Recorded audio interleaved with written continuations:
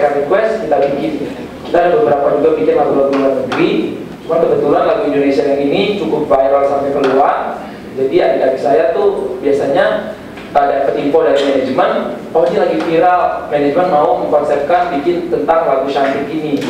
Jadilah manajemen akan mengatur biasanya siapa yang akan diajak. Kalau saudara saya tidak tahu sebagaimana prosesnya, tapi yang saya tahu video kami ketika kami membuat cover video itu sudah cross, dolarnya sudah cross, dan itu kita tidak akan mendapatkan keuntungan apa-apa. Bahkan kalau bisa dibilang rugi karena kita bisa harus bikin video klipnya, manajemen kadang-kadang dari pribadi juga, oh ya udah misalnya Torik menyiapkan baju, yang ada yang menyiapkan backdrop, manajemen menyiapkan tempat, kamera dan lain-lain. Jadi kalau misalnya itu dapat keuntungan dari videonya, sampai sekarang setiap kita cover pasti tidak mendapatkan keuntungan yang mulia. Ya, maksud saya kaitannya seperti ini. Oke, saudara, ini ya, pihak manajemen melakukan pengcoveran seperti itu. Ini kaitannya saya tanyakan ada dengan si pencipta sendiri, si pencipta lagu lah. Apakah pada saat saudara mengcover ya, itu ada pihak pencipta yang langsung klaim atau bagaimana? Atau mungkin ya seperti yang tanyakan tadi, apakah pihak Wami sendiri sudah menghubungi, artinya berhubungan, entah bagaimana hubungan mereka ya. Dari saudara sendiri tidak tahu, artinya gini, kalau istilahnya mereka berkeberatan pencipta lagu gitu ya, berkeberatan tentunya kan langsung pada saudara ya, gitu, atau pada manajemen. Nah, apakah selama saudara melakukan pengcoveran ini dari pihak pencipta lagu ada melakukan klaim pada saudara? Ya, ya dua-duanya kan manajemen dan saudara yang ini kan. Ya, kalau saya menjawab, kemudian saya tidak tahu cara kerja seperti apa, tapi kita tidak mendapatkan penghasilan yang pasti. Bukan, klaim. Oh, klaim. Kamu mau ini lagu saya, gitu. Oh, oke. Biasanya kalau tidak salah nih yang mulia ya, si Wami ini yang akan memberikan penghasilan tersebut ke pencipta. Nah, itu maksud saya. Ya, benar. Jadi artinya saudara yang melakukan pengcoveran kan masuknya kan ke sana. Iya, betul. Jadi apakah hubungan dari Wami sendiri dengan pencipta lagu? Betul. Itu kan saudara tidak tahu. Tidak tahu. Yang artinya apa? Dari pihak pencipta tidak ada melakukan klaim kepada saudara. Iya. Kepada manajemen juga. Nah, itu yang saya maksudkan. Ya.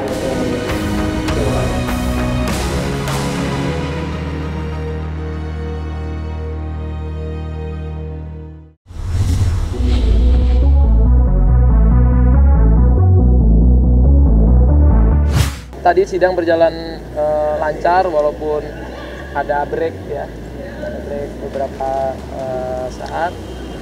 Tapi intinya di sini nah kita mungkin pertama mau ngucapin terima kasih untuk majelis sudah membiarkan kami untuk bersaksi di sini. Terima kasih banyak atas waktunya, dan tadi kita bisa cerita langsung bagaimana Gen Halilintar tidak mendapatkan keuntungan sama sekali dari video yang di cover, karena kita tahu kalau kita mengcover lagu orang kita tidak mendapat keuntungan, malah kita yang harus modal dari videonya. Lumayan gede sih modalnya malah lebih gede karena kita harus video, editing, kostum, tempat, lokasi, produksi juga.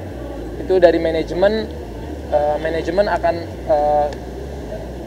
sangat menghitung itu bukan untuk keuntungan ya, keuntungan karena permintaan subscriber yang begitu banyak ya nggak? Oke. Yes. Jadi permintaan our subscribers it's too much, yang terlalu banyak untuk menanyakan tentang cover dong lagu Shantik ini, karena lagu itu kan booming juga, dan itu lagu Indonesia, kita sangat bangga juga karena lagu Shantik Indonesia bisa dikenal banyak orang sampai di dalam negeri dan di luar negeri.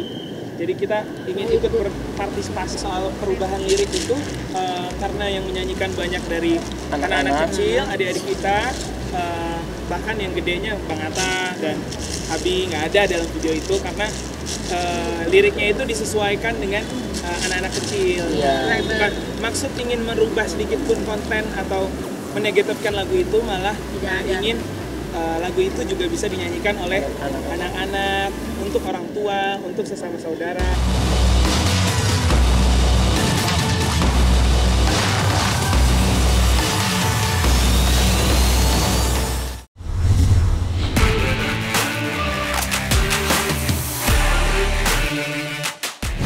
kita udah bertemu beberapa kali dari mulai manajemen yang datang, kedua kali juga manajemen yang datang, dan akhirnya ya untuk meminta maaf ya.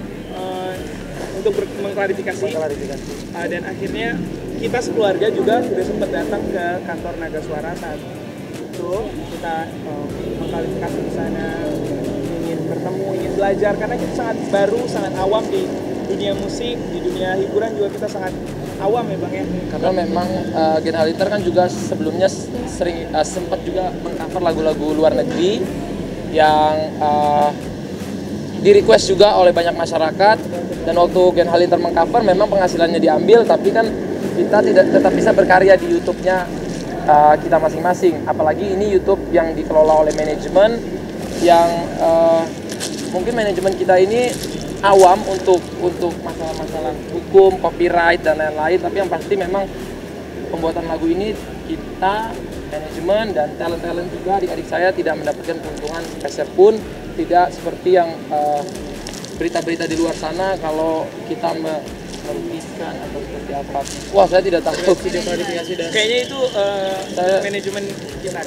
Saya tidak tahu, dan kalau misalnya penawaran itu baik, ya biasanya saya suka menerima asalkan penawarannya baik, kerjasamanya baik. Tapi kalau misalnya penawarannya mungkin tidak cocok atau bagaimana, mungkin tapi sejauh ini sih kita belum ada saya tidak untuk kerjasama. Tapi kita udah bikin ya klarifikasi untuk video itu di YouTube channel. Oh sudah. Sebelum perkara ini masuk ke pengadilan kita sudah adakan, makanya tidak mencapai kesepakatan yang dicanangkan ya antara dulu dan sekarang mungkin ada perbedaan ya, tapi saya rasa nggak terlalu jauh ya Mas ya. Nggak terlalu jauh saat itu sebenarnya ada beberapa itu ada permintaan maaf ya dulu kita sampaikan itu harus ada. Cuman ketika tidak tercapai kesepakatan, kita juga tidak mau satu hal sepakat, satu hal tidak. Oke. Seperti itu aja. Jadi untuk kepastian hukumnya memang kita ajukan gugatan seperti itu.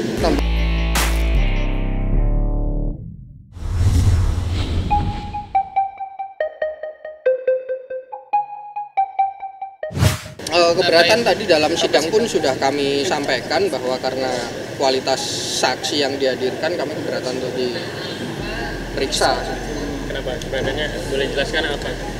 Karena kaidah hukum acara ya, keluarga tidak bisa jadi saksi. Keluarga karyawan itu udah jelas tidak bisa. Itu hukum acara perdata udah bilang seperti itu. Dan kita di pengadilan niaga, kita pakai kaidah-kaidah di hukum acara perdata. Nah ini lucu juga sebenarnya, karena pertanyaan saya tadi dalam persidangan cuma satu ya. Yang izinin siapa? Gitu kan. Makanya tidak bisa dijawab. Jadi kami tidak terlepas dari apakah video itu mendapatkan untung atau tidak gitu kan. Dari awal kami sudah sampaikan kami tidak peduli dengan keuntungan yang didapat sebenarnya. Yang kami peduli adalah siapa yang mengizinkan melakukan itu semua. Izinnya maksudnya mengganti lirik. Mengganti lirik, bahkan membuat video klip yang di-upload di channel itu siapa yang mengizinkan kan gitu. Itu kan secara kaidah hukum itu dilarang gitu kan. Itu dilarang karena untuk pencipta itu punya perlindungan yang sedemikian rupa. Kalau dicermati dari saksi yang kami hadirkan kemarin, ada kaidah hak moral dan hak ekonomi. Dua-duanya itu dilaksanakan atas izin pencipta semua. Yang menggunakan tanpa izin lagu yang sama ada di pengadilan niaga ini juga, saya juga sebagai kuasanya, dan itu sudah selesai sebelum perkara ini masuk.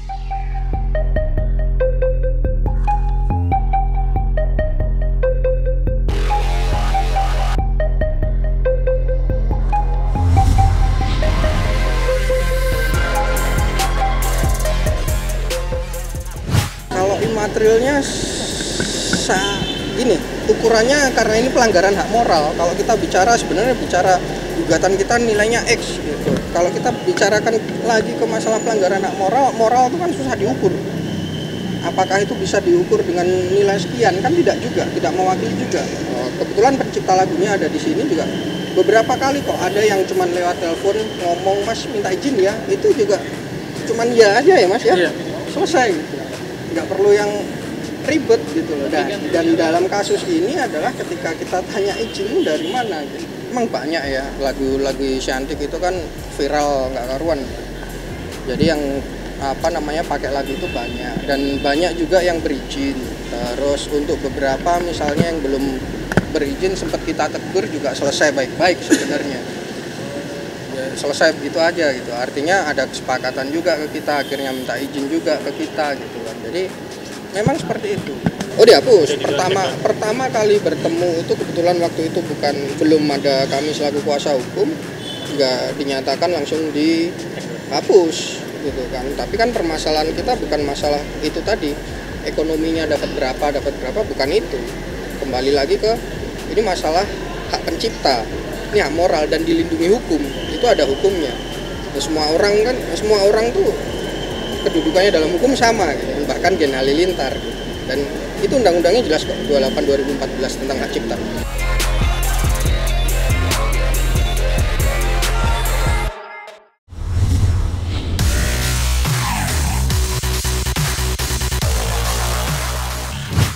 Kita tahu tidak ya? Iya, tidak. Jadi sebenarnya sama halnya seperti rekan-rekan sih. Misalnya rekan-rekan punya kabar atau info apa, kemudian disebarluaskan sama beberapa orang, tapi tanpa mencantumkan sumbernya. Itu aja sih sebenarnya. Itu salah satu Ya, itu salah satu kaidah hak moral ada di situ. Ya, terus yang kedua dia merubah lirik. Yang merubah lirik, yang sebenarnya kalau merubah lirik itu pasti harus minta izin ke pencipta atau ke publisher.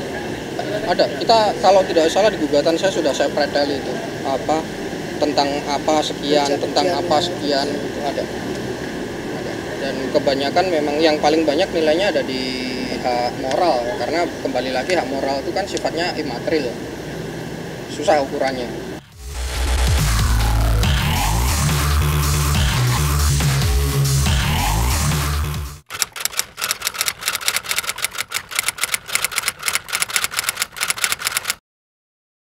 Jadi jangan lupa untuk subscribe Cumi Cumi. Ditekan ya tombol lonceng merahnya.